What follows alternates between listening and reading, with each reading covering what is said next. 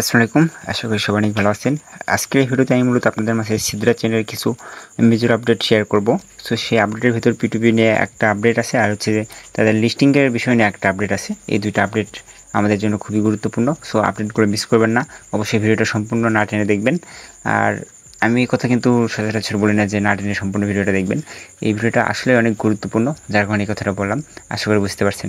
So গত 17ই মে তারা তাদের টুইটারে একটা টুইট করেছিল, দেখতে পাচ্ছেন, স্ক্রিনে দেখতে পাচ্ছেন আশা করি। সো আওয়ার ইমাজিং সেদের family big update are coming in July.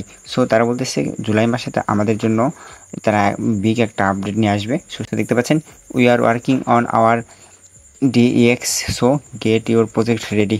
So বলতেছে তারা তাদের নিজস্ব ডিসেন্ট্রালাইজ এক্সচেঞ্জের উপর কাজ চালাচ্ছে, আর আমাদের এইটুকু আশ্বস্ত করেছে যে তাদের প্রজেক্ট একদম টোটালি 100% রেডি আছে। যে কোনো সময় তারা মার্কেট ঠিকঠাক থাকলে তাদের টোকেনটা লঞ্চ করে দেবে, এরকম একটা অ্যানাউন্সমেন্ট করছে তারা। সো আরও বলেছে যে এই জুলাই মাসে 4টা মেজর আপডেট নিয়ে আসবে।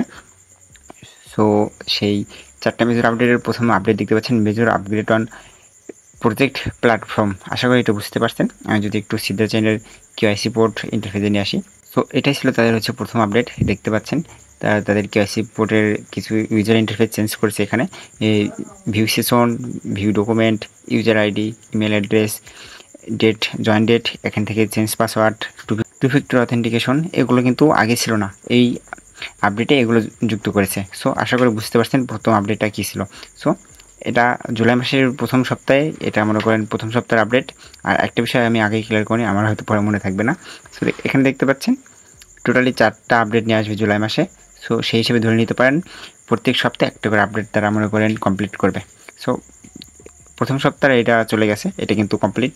আর দ্বিতীয়ত এটা দেখতে পাচ্ছেন হ্যাকাথন লঞ্চ করবে, তার দ্বিতীয় সপ্তাহে ধরে নিলাম, আমার এটা ব্যক্তিগত অপিনিয়ন, হ্যাকাথন লঞ্চ করবে। সো এখানে অনেকেই বলতে পারেন যে হ্যাকাথন জিনিসটা আবার কি ভাই, এটা কি? সো ঘাবড়ানোর কোনো বিষয় নাই, আমি সব কিছুই ক্লিয়ার করে দেবো আস্তে আস্তে, জাস্ট ভিডিওটা একটু ওয়াচিং করুন। হ্যাকাথন মূলত এমন একটি প্রক্রিয়ার মাধ্যমে কাজ করে যেটা মনে করেন 24 থেকে 48 ঘন্টার ভিতর যে কোনো একটা কার্যক্রম মনে করেন সম্পূর্ণ করতে পারে। আর এখানে বলতে পারেন তাহলে এটা আমাদের লাভ কি? যাদের এখনও P2P ভেরিফিকেশন হয়নি, একটু খেয়াল করেন, যাদের ওয়ালেটে কয়েন বেশি, যেরকম 200 থেকে 400 অথবা এরও বেশি যাদের ওয়ালেটে কয়েন, দেখবেন তাদের P2P ভেরিফিকেশনটা এখনও পেন্ডিং আছে, যার কারণে তারা এই হ্যাকাথন লঞ্চ করবে। আর হ্যাকাথন লঞ্চ করার মূল কারণ, এখন আগেও কিন্তু তারা মনে করেন যে সব কার্যক্রম করতো ম্যানুয়ালি, অর্থাৎ আপনারা যে ডকুমেন্টগুলো আপলোড করেন, যে ডকুমেন্টগুলো আমরা আপলোড করি, সব কিন্তু তারা অপর প্রান্ত থেকে কোনো একটা মানুষই এগুলো মনে করেন আইডেন্টিফাই করে যে সব কিছু ঠিকঠাক আছে কিনা। সো এই আপডেটটা আসার পর থেকে সে কাজগুলো করবে সফটওয়্যার বেজে। আশা করি বুঝতে পারছেন হ্যাকাথন জিনিসটা কীভাবে কাজ করবে। আর এখানে আপনার P2P ভেরিফিকেশন 24 থেকে 48 ঘন্টার ভিতর 100% ভেরিফিকেশন হয়ে যাবে। এটা লঞ্চ হবার পর আশা করি কারো P2P ভেরিফিকেশনে সমস্যা হওয়ার কথা না। অ্যান্ড 3 নম্বর যে আপডেটটা আছে, এখানে তারা বলতেছে আওয়ার অন DEX, অর্থাৎ বুঝতে পারছেন আমি কি বলতে চাচ্ছি, তাদের নিজস্ব ডিসেন্ট্রালাইজ এক্সচেঞ্জ এখানে তারা লিস্টিং করবে। সো এখানে আবার আপনাদের প্রশ্ন থাকতে পারে, যারা জানেন না থাকতে পারে প্রশ্ন, ডিসেন্ট্রালাইজ এক্সচেঞ্জ এটা আবার কি ভাইয়া? সো আমি একটু ক্লিয়ার করে বলি, যেরকম বাইন্যান্স, বাইবিট, MXC, তারপর হচ্ছে গেট.io, এগুলো হচ্ছে সেন্ট্রালাইজ এক্সচেঞ্জ, অর্থাৎ এই এক্সচেঞ্জগুলোর কিন্তু পরিচালনা করে কোনো পার্সন, অর্থাৎ বাইন্যান্সের সিও কিন্তু বাইন্যান্স পরিচালনা করে। আর বাইন্যান্সে আপনার যে ফান্ড যেটা থাকে, আপনি যেটা হোল্ড করেন বাইন্যান্সে, যেটা রাখেন ডলারটা, ওইটার অ্যাক্সেস কিন্তু সম্পূর্ণ বাইন্যান্সের মনে করেন টিমের কাছে থাকে, যে আপনার অ্যাক্সেসগুলো যদি চায় তারা রিকভার করে নিতে পারবে এরকম। আর ডিসেন্ট্রালাইজ এক্সচেঞ্জারে সেটা পসিবল না, এই মনে করেন এটা পরিচালিত হয় সম্পূর্ণ ব্লক চেন দ্বারা, এটাতে কেউ কন্ট্রোল করে না, এগুলো সম্পূর্ণ ব্লক চেন দ্বারা এগুলো পরিচালিত হয়।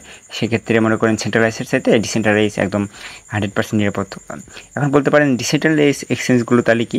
এই সেন্ট্রালাইজ আর ডিসেন্ট্রালাইজের ভেতর পার্থক্য বুঝতে পারছেন। সো ডিসেন্ট্রালাইজ এক্সচেঞ্জ এগুলো আবার কীরকম, এরকম প্রশ্ন আসতে পারে আপনাদের। সো আপনারা যদি গুগল অথবা কয়েন মার্কেট ক্যাপে সার্চ করেন যে ডিসেন্ট্রালাইজ এক্সচেঞ্জার, সো এখানে আপনারা অনেকগুলো অপশন পাবেন, সাইনভিসা, রিডুম, তারপর হচ্ছে ইউনিসফ ভার্সন 3, তারপর হচ্ছে কিনে প্রোটোকল, জুপিটার আছে, অর্কা আছে এবং ডিসি থেকে একটু আসলে প্যানকেক সোয়াপ, এরকম অনেকগুলোই পাবেন। আশা করি এগুলো চিনছেন। আর যারা এখনও বুঝেননি যে এগুলো ডিসেন্ট্রালাইজড এক্সচেঞ্জার কীভাবে কাজ করে আর এগুলো কী, তাদের জন্য একটু ক্লিয়ার করে বলতেছি। আপনারা ট্রাস্ট ওয়ালেট, মেটামাস্ক অর্থাৎ ওয়েব3 ওয়ালেটের ভিতর ব্রাউজার অপশন থেকে যেখান থেকে মনে করেন থার্ড পার্টি যেই অপশনগুলোই গিয়ে আপনারা মনে করেন টোকেন সোয়াপ করেন, ওয়ালেট কানেক্ট করে টোকেন সোয়াপ করে, যেরকম আমরা ধরুন আমরা ইউএসডিটি দিয়ে অন্য টোকেন কিনবো, অর্থাৎ মনে করেন আবার অন্য টোকেন সেল করে ইউএসডিটি করব। এই যে থার্ড পার্টি যে ওয়েবসাইটগুলো থেকে আপনারা বাই সেল করি আমরা কিংবা আপনারা একই কথা, সেই মনে করেন প্রসেসটা এগুলো হচ্ছে ডিসেন্ট্রালাইজড এক্সচেঞ্জের মাধ্যমে আমাদের করতে হয়, ওই যে ওয়েব3 ওয়ালেটগুলো দিয়ে। বুঝতে পারছেন? এরকমই এরকমই সিদ্রা চেইনের একটা ডিসেন্ট্রালাইজড এক্সচেঞ্জ তারা লঞ্চ করবে এই জুলাই মাসে। আশা করি বুঝতে পারছেন। আর লাস্টে যে আপডেটটা আছে তাদের new AI chatbot to help the community. So আমি আগেও বলেছি, কিছুক্ষণ আগে বললাম যে তারা কিন্তু সম্পূর্ণ কার্যক্রম এই আগে থেকে এখন অবধি ম্যানুয়ালি করছে। আর এই ম্যানুয়াল থেকে তারা মনে করেন আপগ্রেডেশন হয়ে চ্যাট মনে করেন এআই অথবা সফটওয়্যার বেস এই মনে করেন এইদিকে আগাচ্ছে। সো মনে করেন কাস্টমার সাপোর্ট অথবা হেল্প সেন্টারের জন্য তারা চ্যাটবট লঞ্চ করবে, এআই চ্যাটবট। আপনি মানে আপনার সমস্যা তাদের জানাবেন, ওখান থেকে অপর প্রান্তে চ্যাটবট মনে করেন আপনার সমস্যার সমাধান দেওয়ার চেষ্টা করবে, এইটুকুই। সো আরেকটা বিষয়, এটার প্রাইস কীরকম হতে পারে। এটা যেহেতু ডিসেন্ট্রালাইজড এক্সচেঞ্জার লিস্টিং হচ্ছে, সেক্ষেত্রে আপনারা সেন্ট্রালাইজড এক্সচেঞ্জের মতো ওই রকম হাইপ পাবেন না, প্লাস তাদের নিজস্ব ডিসেন্ট্রালাইজড এক্সচেঞ্জে আসতেছে, সেক্ষেত্রে একটা ভালো বিষয় এই দিক দিয়ে আবার। সো আশা করা যায় মনে করেন $1 আশেপাশে থাকতে পারে। সো এটা কী জন্য বললাম, 2023 সালে একটা হাই পড়ছিল সিদের কারণে, একটা স্টেবল কয়েন, যার কারণে ধরে নিতে পারেন $1 আশেপাশে। আর প্রাইস প্রেডিকশন করা ফুল একটা বোকামি হয়ে যাচ্ছে এখন। তারপর আমি এটা বললাম যে আপনাদের জন্য জাস্ট বললাম, এটা প্রাইস প্রেডিকশন করা এখন ফুল বোকামি হচ্ছে। মূলত এটা টোকেন মেসেজ রেডি নাই, তারপর টোটাল সাপ্লাই, সার্কুলেটিং সাপ্লাই, এগুলো কিছু বলেনি তারা। সো এগুলো যদি না থাকে আপনি প্রাইস প্রেডিকশন করবেনটা কিসের উপর? আশা করি বুঝতে পারছেন আমি কী বলতে চাচ্ছি। সো এই ছিল আজকের ভিডিওটি কেমন লাগছে অবশ্যই কমেন্ট করে জানাবেন। যদি একটু হেল্পফুল মনে হয় যে লাইক দেবেন ভিডিওতে, আর যদি চ্যানেলে নতুন হয়ে থাকেন অবশ্যই চ্যানেলটি সাবস্ক্রাইব করে আমাদের পাশে থাকবেন। ধন্যবাদ, দেখা হচ্ছে নেক্সট ভিডিওতে। ততক্ষণ ভালো থাকবেন, সুস্থ থাকবেন, খোদা হাফেজ।